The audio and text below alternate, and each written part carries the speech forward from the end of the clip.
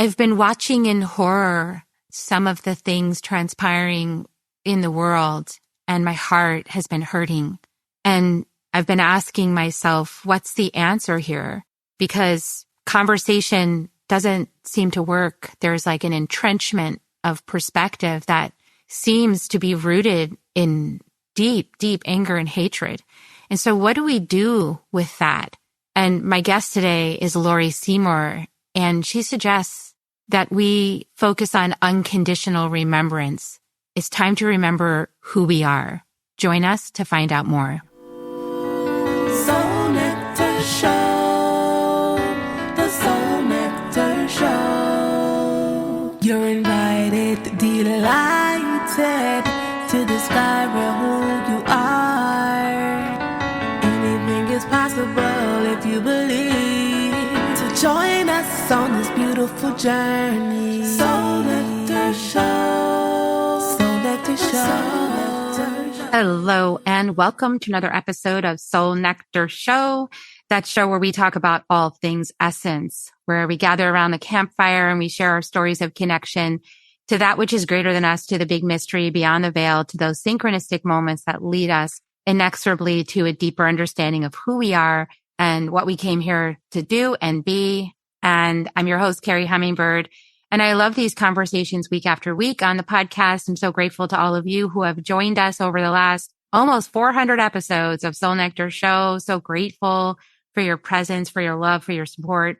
And I am feeling in my heart today. I know we've been talking a lot about standing in your power and knowing who you are and being unconditional love and being that grounded presence in the middle of the chaos, finding yourself in conscious community and showing up. And today we're going to continue that conversation with my beautiful friend, Laurie, who's here to join us. And I want to just say, it's not that the challenges stop when you realize who you are, but it's that you meet them from a different place. And it's always my prayer that everybody listening to this podcast is getting the support that you need to remember who you really are, because it's only that place of remembrance of the true self that we can meet everything happening in this third, fourth dimensional reality, this lower reality, this human reality, this, nuts and bolts and bodies and bones. This reality requires us to face many, many, many challenges. And we certainly are facing many challenges as a collective, and to bring the consciousness of who we are, the timeless self, the one that remembers who she is, the one that beyond time, the one that created this body, created this life plan, created this incarnation. This one is the one that can bring peace to the storm. This one is the one that can reconnect the divides. And in the middle of the human consciousness, the human experience, if that's all we're operating from, it gets very heavy and very dense and very guarded and divisive, because all of the instinctual centers are triggered and filled up with fear and survival. And in that lower consciousness, in that fear-based matrix, we can get confused about who we are. And we can even be following what we think is a savior and doing the opposite of what Jesus taught. Let's just be clear, and not even realize it because of the level of confusion and doubt and fear and vengeance, anger, righteous anger, all of these really deep emotions that can happen in the human experience when we're immersed in the understanding of ourselves only as this temporary incarnation, what many shamanic traditions call the personality. When all we think we are is the personality, the shell is what we are. We are missing the point of who we actually are. The personality is only here for us to express through. And so if you heard what I said, the personality is who we express as, but it's not who we are. It's a temporary expression. And when we lose sight of that and we get trapped in being only the personality, we get trapped in a world of hurt, basically, a world of pain and hurt and struggle and strife and division, sort of like thinking that there's only 6 slices to that pie and I want all 6 for myself. We're seeing this play out, and it's the shadow frequencies that the personality operates from when it's left to its own devices, because it doesn't have what's necessary to operate from the higher consciousness, because it doesn't remember who it is in truth. It doesn't know that it's an expression. And I hear many people saying, well, we need to get rid of the ego. How else are we going to interface with life? Like, that's not the solution either, to kill the ego and destroy it. That's the solution. That's really just the ego talking, because the divine self already knows the ego is beloved. The divine self already knows that personality is exactly the medicine it came to embody in this lifetime, down to the tiniest detail. So when we remember who we are, we can bring a whole different frequency to the conversations we have, to the places that we put our physical bodies, and to the way that we perceive others and the world. And the way that we perceive others in the world definitely influences the outcome. And I'm not immune to judgment. So I don't want anybody ever to think that I'm somehow elevated above this nasty human condition. No, I have plenty of opinions and plenty of judgments. And if you've listened to me long enough, you've watched me contend with them week after week after week on the show, bringing in my friends. And so I'm with you. I'm so with you. My heart is literally aching from some of the things I'm seeing in the collective right now, aching. And we're going to bring our higher consciousness to it. And my friend Laurie Seymour is here to help us do that. Welcome, Laurie. Carrie, thank you for that transmission. Yeah. That really was. And it was so beautiful. And it was incredible to listen to it and to feel it, because it was like a incredible rhythm and vibration that was happening right across this Zoom screen and out into the world, because I could have been speaking your words. You could be speaking my words. And I thought, oh my goodness, we've done it. We've done this show. Totally. That's the show, you guys. No, but we're going to hear from Laurie. I'm getting total body chills. Anybody else getting like full body chills? Because I'm getting full body chills. You guys, Laurie suggested the title, and I got to say, it's time to remember who we are. This is Laurie. Thank you for that title for this episode. And if you guys haven't seen the previous episode with Laurie, I'll put the link in the show notes and you can go check it out. But she is the host of the Wisdom Talk Radio podcast. She's an executive mentor, an international trainer and speaker, and certified master trainer. She's the founder and CEO of the Baca Institute, and she's dedicated her life to showing you how to reliably connect with your energetic, creative intelligence, your source, dissolving old patterns of difficulty, struggle, and self-sabotage. And she's got a new book coming out, which is why we're having this conversation. It's a beautiful book. It's so personal and real and tangible and practical and very clear about how do you find yourself? How do you know who you are? How do you do this? And I loved actually hearing, Laurie, I loved hearing your experiences with your own mentor. I didn't know that part. And so it was like, oh, this is cool. I didn't even know how you got started. I just met you and I knew I loved you. So her book is Unconditional Remembrance, Your Connection to Source. And so I welcome you to pre-order. If it's not available yet, if you're catching us before the book gets released, pre-order it. And if after, well, then just go get it. Go get it and read it. Come on, people. Okay. So, I mean, this is such a beautiful time on the planet. And I know that this doesn't feel beautiful. So how do we navigate this? How do we move through the world? What do you recommend for people? Wow. Big question. I love that you have created so much ground for us to be able to speak to around this, because when you say, remember who you are, and then you talked before about personality, it's not about remembering our personality. Our personalities are just fine. We don't need to sit and process ourselves from now until the second coming. Right.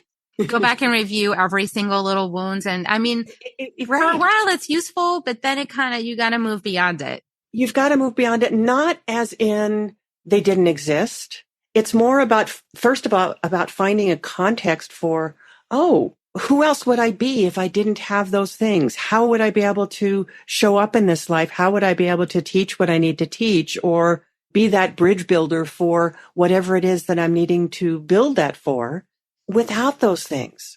So there's a time for healing, and then there's the time for saying, what's now?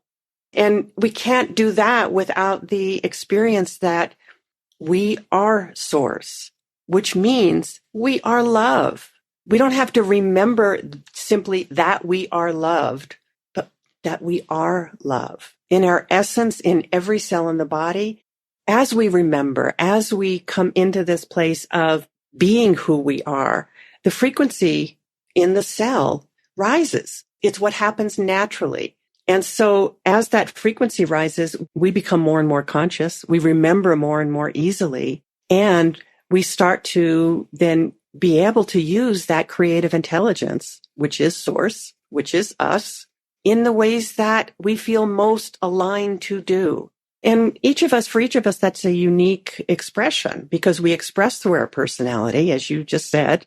I haven't heard anybody else say it that way. And so it was like, yay, this is how I talk about it. Oh, I learned about it from Jose Stevens, my teacher at the Power Path. So, and I learned about it originally from Dawn Taylor, my teacher. So, but it's also my experience having been a psychotherapist for years and trained in that way and worked with people around their personalities. What I was more interested in is what's your potential? Who are we really? Because I also always knew that there was more to us than I knew. It's like I had a partial memory that sort of haunted me. It's like a deep inner knowing. Exactly. That I would tap, even when I was very unconscious and I was in the middle of so much drama, I would have in the middle of that, this deep knowing, almost like this whole thing is fake in the middle of feeling all those things. Yes. Like this isn't real. And then I would say, but yes, it is. And then I had this choice point that I could dive more into the drama or I could just go, this. So for a while I chose to dive more into the drama, right? But it's compelling. It's what's there in front of us. And if everybody in our life, especially as we're growing up and the people that are taking care of us, especially if they're also buying into it and believing it and living that way, what else do we have to go on when we haven't quite remembered? And I feel like because you were also in the psychotherapy field, I was too, but on the couch for 20 years. I was too, but yes. Yeah. And I was like trying to process with my mind something that was beyond my mind. For a while, I realized when I first had that revelation, it was because I left the path of psychotherapy and I started with my energy medicine training with Alberto Villaldo. And I realized, how can I process pre-verbal content using words? Because most of my trauma happened young, like 0 to 5. So I didn't have that many words. I didn't know a lot of words at 2 to describe what was going on. So how is that part of me going to speak? It can't. It just wants to cry or it just wants to scream. It doesn't have words to share what its experience is. That part of me, that little toddler, she couldn't speak. And I finally realized that was the block. But then beyond that, I realized I was like, there's more to this. Like it's actually because spirit speaks to us, our spirit, our soul speaks through visions and through feelings and through song and through, that are not necessarily words. They come through, they get translated and parsed, but they have to be translated and parsed into words. And it all is happening. It all happened in energy. Everything is happening in energy. And I don't know that we always have to then translate it into words, but now some part of us as an adult has to, even as we go through each change, as every transformation, every moving to a new level and a new dimension, I have an experience in energy of an initiation perhaps, or of oh, wow, okay, the energies are really strong today. Then I have to decode them later on. What's this change? Sometimes it's what am I now being called to do that was different than yesterday. Sometimes it'll show up in the pictures that come. Sometimes it'll show up in how I'm speaking to somebody and I'll suddenly hear myself and say, well, that's different. And then I can start to acknowledge my changes. It's a dance. It's a dance and it doesn't follow when we're conditioned. We expect things to be very rational and linear. And if I do this, then this will happen, cause and effect, causality. And causality is not incorrect. It's just it's just a slice of the picture. Like, yes. causality is just not the whole picture. Mm-hmm. It's just a piece. And when we do healing work, I think what we're doing, and I know I'm pretty sure you talked about this in your book, like what does embodiment mean? Because I think a lot of people get on the ladder of spirituality. Like there's like a destination well above this that I'm just going to hang out there forever and never come back down. But at some point you realize, why am I here? I don't think I'm here to avoid the experience I came here to have by bypassing going up and staying what I like to call eagle energy. I need to be at serpent and jaguar and hummingbird and eagle, like all 4 quadrants of the medicine wheel, right? Well, even though I don't talk about things that way, and that's doesn't matter. How do I know? How do I have discernment about what is true and what is not when I'm looking out at the world? If I don't know the feeling of truth in my own body, then it's just a concept. It's an idea. And there's lots of concepts about spirituality and about being in bliss. And I just want to stay in bliss. And I got served those a lot, frankly. And some part of me was so uncomfortable. And I knew something was off because whatever that early remembrance was, that early knowing, something didn't mesh. And I always felt wrong. And I always felt somehow bad or less than. And that's a real clue. If you're feeling, if you're there in energy and wanting to be with source and you're bringing through guidance and messages and you're feeling judged, it's not the truth. It's just not the truth. So for me, it was when I finally had that experience, and it wasn't one, but it was a big one. It was a big initiation where I had that experience of unconditional love, that I got to say, oh, this is how it feels. And then to be able to have a reference point. Oh, this isn't that. Okay, let me go back. Let me take a breath in my physical body. Let me reconnect. Let me remember, because it's not really that I was disconnected. It's just the idea. Yeah, exactly. It's interesting you say that it was a feeling sense of the truth, that once someone else who had a really good grasp on it shared that frequency with you, you remembered yourself in that sense of, that is what's true. Okay, I know that's true. And this is why we have mentors oftentimes, or we pick places we want to tune into. And this is what I've done my whole spiritual career, if you want to call it that, in my awakening process, is I've gone, that person has access to it. Okay, I'm going to go learn from them because I know in my body that they're a little step ahead of me. I'm going to go feel that, embody that, study it. And it's like it's not so much a mental studying. It's more of an energetic feeling calibration. Calibration is a great word. Ooh. Yeah, it's really a calibration. Like yeah. And calibrating to love. Maybe that's what we need to call this. Ooh. I love that. Yes. Calibrating to love, because it's not to another person. Even as I, in my book, wrote about my experiences with Dawn and what that brought to me, there was this caution in me. And like, I don't want people to think that they have to have her, or it's not about the person. And what I was so grateful for and why I could do it with her is that she never did this. It's me. Yeah, I've arrived. Well, not only I've arrived, it was, yes, I've come through all of this stuff, and don't follow me. Let me show you how to connect with your own inner guidance, with your own connection. And yes, there will always be a new frequency that will come through me, and you can calibrate to that.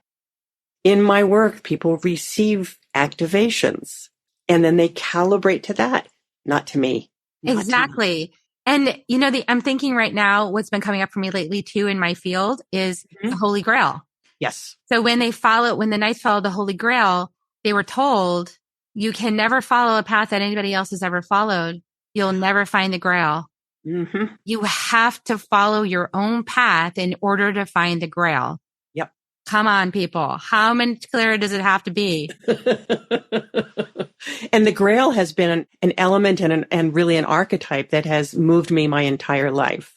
Didn't grow up Christian, but that was very early on in my early 20s, what started me on a particular part of my journey. I got to meet Joseph Campbell. I got to have conversations with him. That's right.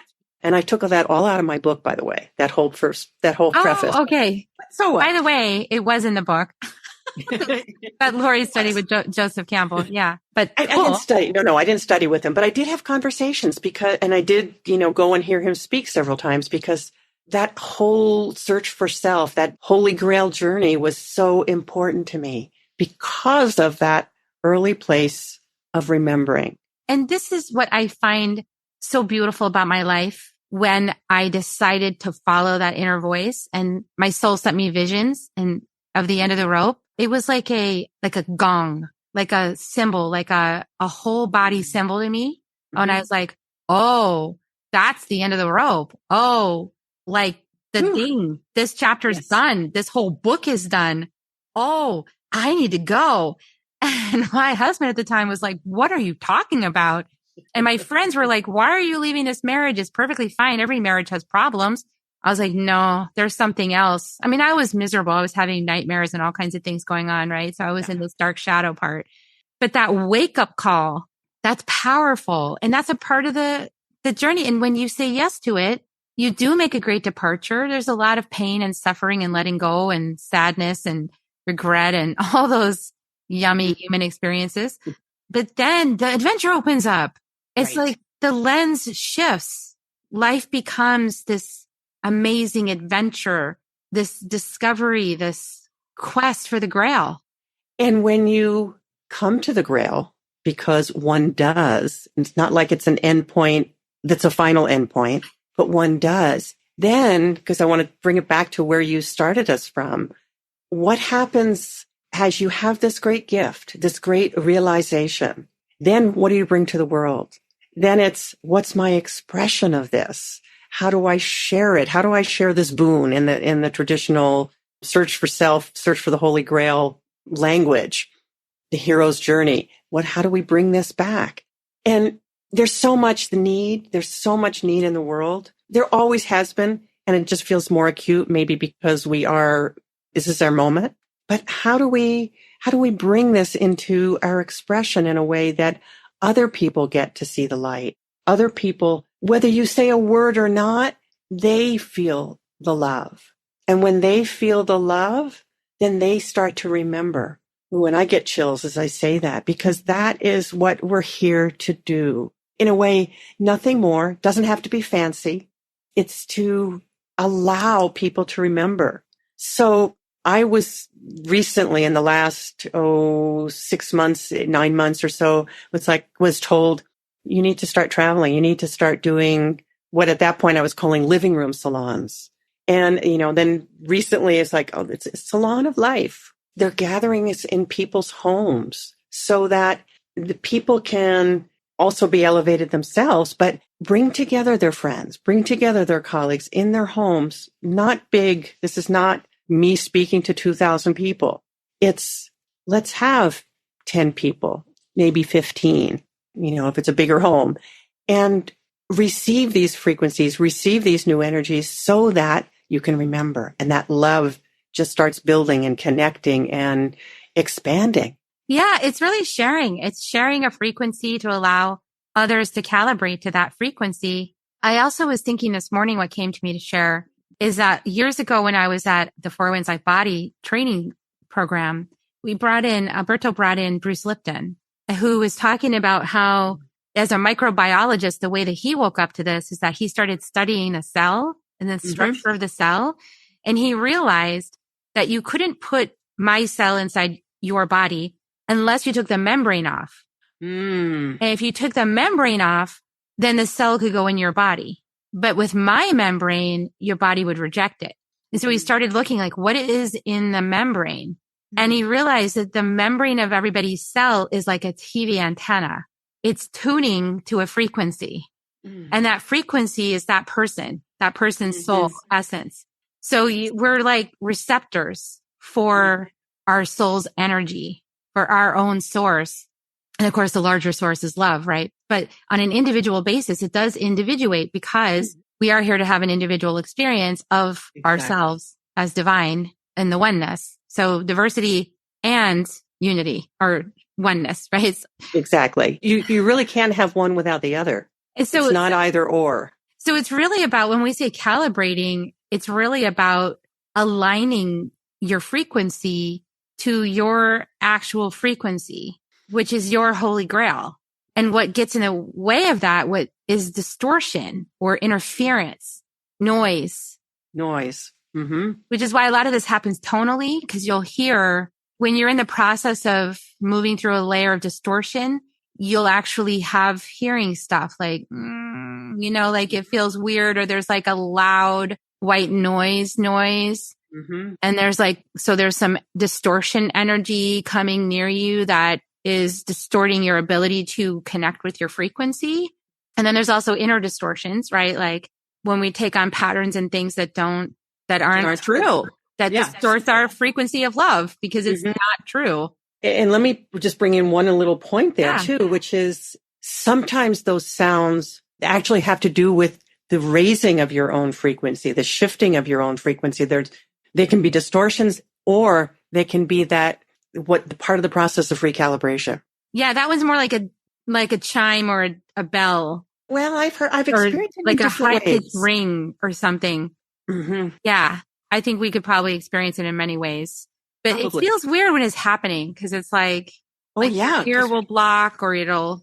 Yes. And like this loud, And because we are here in the physical, we do experience those things in our physical body. Then that's part of not thinking, there must be something wrong. Like sometimes people say, I'm getting sick. Or I'm getting tinnitus. The hearing thing, or I'm feeling not well. But of course, our physical body, as we're shifting frequencies, it's going to go through stuff. We're going to feel it in our body. I guess I just want to normalize that, and not everything is something being wrong. Yeah. And it doesn't all need medicine, like of a traditional form. Right. It's kind of like letting yourself rest and breathe and receive and acclimate to the new frequencies. Yes. And that's exactly it. What you just said, Carrie, letting yourself rest, letting yourself recalibrate, letting yourself get used to this, and giving yourself space. So, when you've come through something, or you've birthed something, then there's that space, that void. And we have to allow ourselves to be at least semi-comfortable, if not fully comfortable, in the space of the void, in the nothingness, so that something can start to emerge out of that we're not pushing or creating, we're creating, but we're not pushing it. It's not, as you said earlier, it's not linear. This is why we talk about quantum leaps, because we cannot follow how the particle is both a particle and a wave, and we can't follow its path. Suddenly we're in a new place. We can't look back and say, how did I get here? I don't know. It just sort of happens. And it is uncomfortable. A lot of my students have been going through that sensation of being between worlds. And I also have felt it recently in a much more present way. And the word that came to me on that was gestation. So there's like a gestating process for the new. I mean, many of us have been so busy clearing, releasing, release, clear, transmute, alchemize, fire. Stop. Yeah. Like we don't want that anymore, like get rid of it. Whatever we have to do we have to love it into being cool? If we have to burn it in a fire, whatever it is, right? So it's like that. And then there's just the process of breathing. Okay, the exhale empties the cup. We've emptied the cup, you guys. The cup is empty. Yeah, but how are you going to receive if you don't breathe in? Yeah. So we did it. And I've heard this from so many people at the higher levels. We've already done it. And so here we are simply experiencing the physical manifestation of what's already been created and how it's expressing. Yeah. It doesn't mean that it's always comfortable, because we're still here in a physical body, and our bodies are being transformed, frankly, down to the cellular level. And so that isn't always comfortable, but it doesn't mean we're healing or purging or having to clear that, clear. No, this is the transformation process. This is what comes out of the gestation process. And it's part of the creation.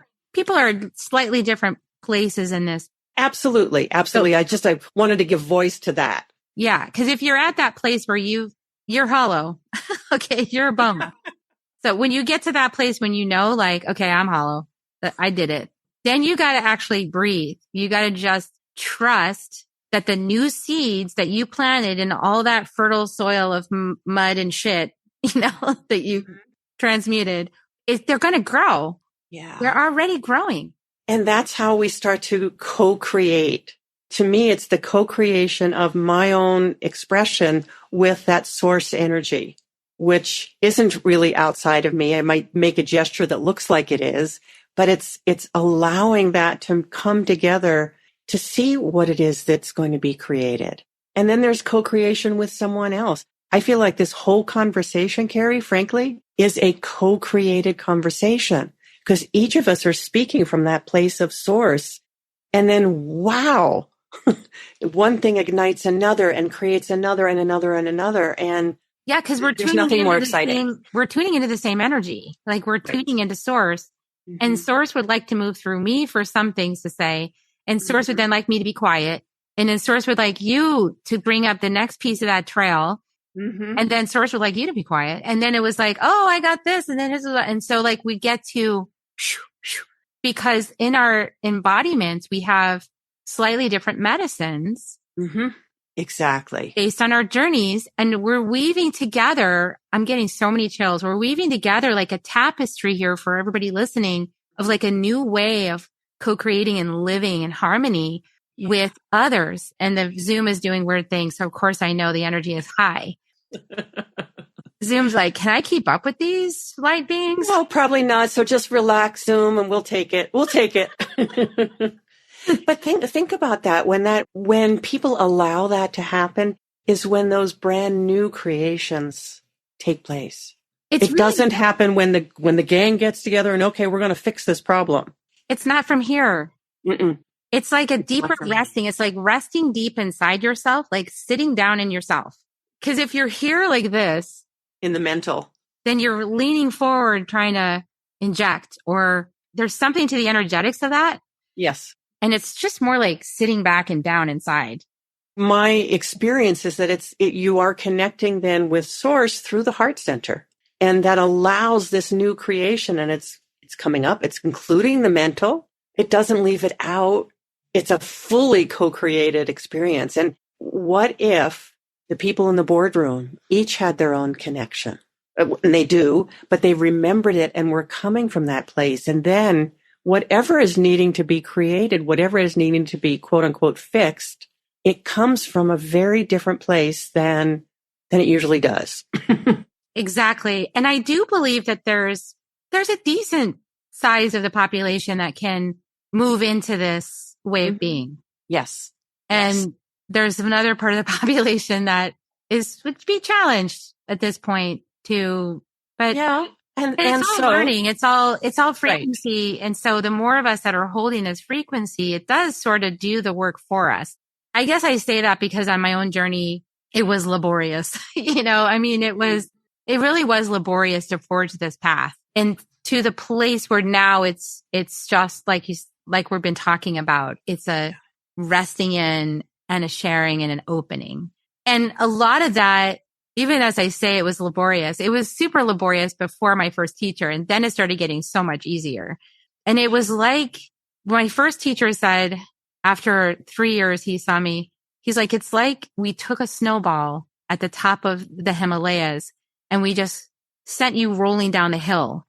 And it's like an avalanche. It's like, what happened? And I was like, transmutation and evolution. Yes. I mean, yeah. What happens? I mean, that's what we came here for. Mm-hmm. So it is kind of like that. And as I've worked with people at different stages on their path, what I notice is that for some people, too large a dose at one time can cause a lot of internal stress from the change being so deep and so rapid. Mm-hmm. Mm-hmm.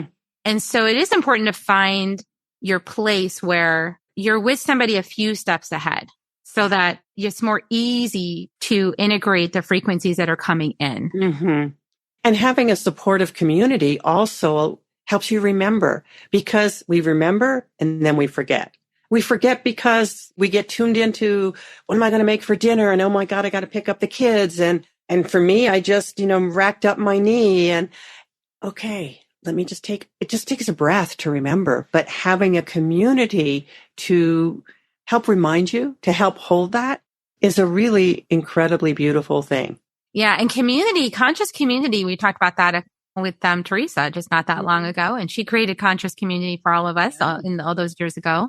Yes. There's a force magnitude with conscious community. It looks like a hot mess in the middle of it sometimes, but there is this, because the ego is just like really triggered by a lot of things that are going on. Yeah. But it's actually quite catalytic. And if you know going in that that's what's happening, that layers of egoic conditioning are coming to the surface to be witnessed in light and transmuting, alchemizing, releasing. If you know that's what's happening, then you can celebrate those moments. Yeah.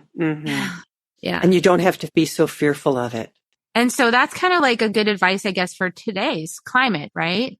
Is that we're seeing, I don't know, myself included, I can look at social media too long and I can get sucked into fear over the state of the world or hopelessness or like a sense of devastation. Like, what is going on here? And from that state of consciousness, I can feel depressed or sad or like, what am I going to do with this? Hopeless. Helpless. I can't do anything with it. And the people I try to talk to won't listen.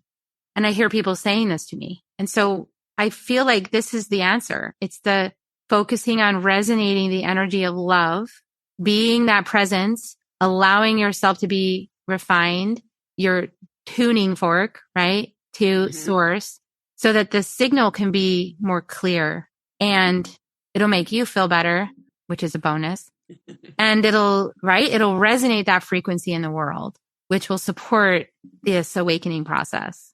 Very beautifully said, Carrie. Very beautifully said. And that's what's needed today. We have to remember that we have that capacity. We are that capacity. And if we think there's something other than that we need to do, people sometimes get stopped. But if we can remember and hold to, it's a frequency. And am I holding this frequency, or am I in judgment about what's happening, or dismissing something, or being in fear? Let me take a breath. Let me receive that breath, which is the intelligence of source, the intelligence of the universe. There's nothing else we need to do. There is, but only when we are in that place of remembering. Yes. Yeah, I'm getting a lot of downloads for myself right now, which is really great. Because it's not like in a congested consciousness, there's not the room, the space to understand what's being said from a aligned consciousness.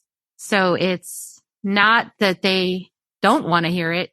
I mean, they don't, but it's that they really just can't. It's too congested. And until it's cleared out, there's no space for love to get in and start teaching. So love is the teacher. Let's just be clear. And we don't know. It's not up to us to either make them listen, to fix them enough so they can listen, or even to know how in the briefest of a moment that love transforms.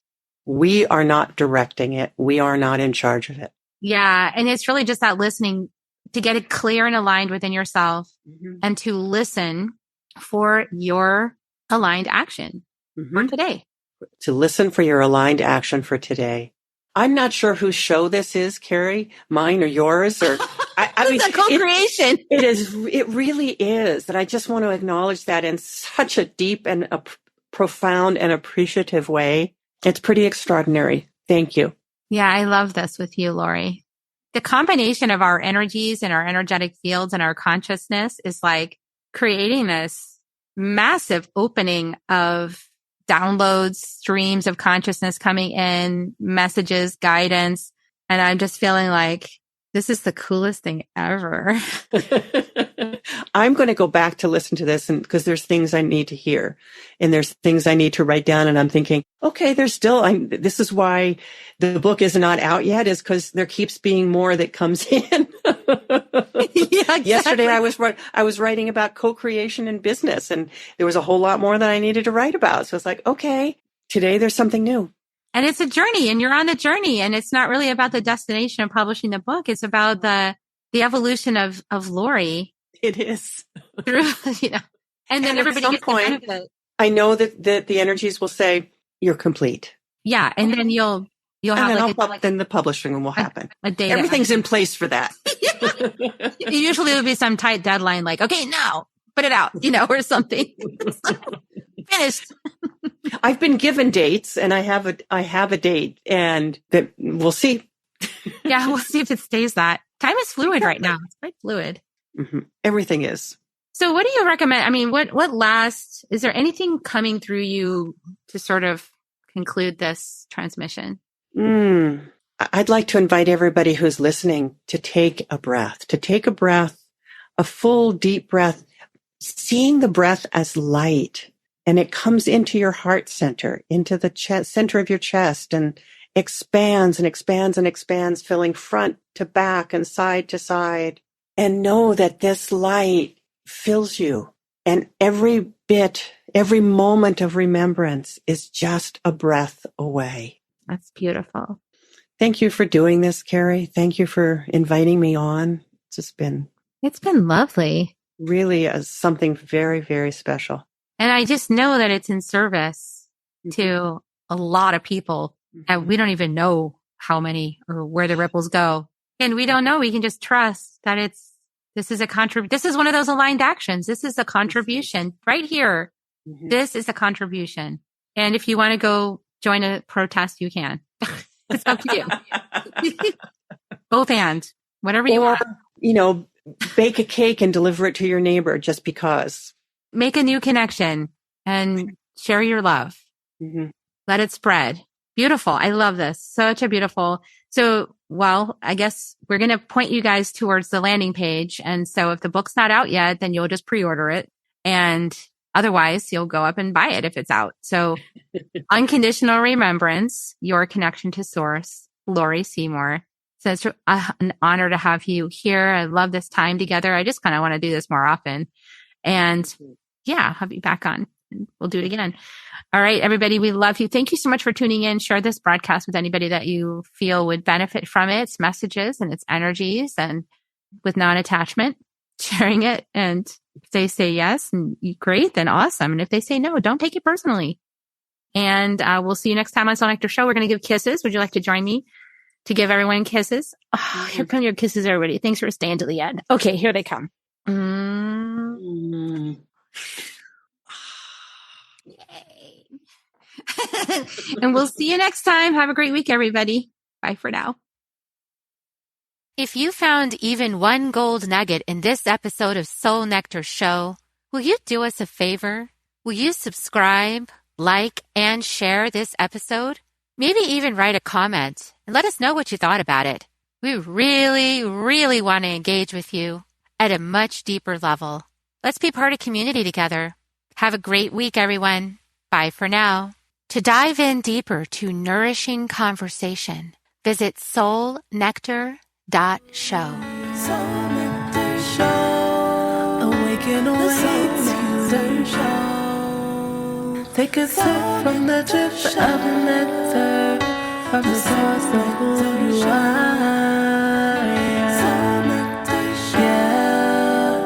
Yeah.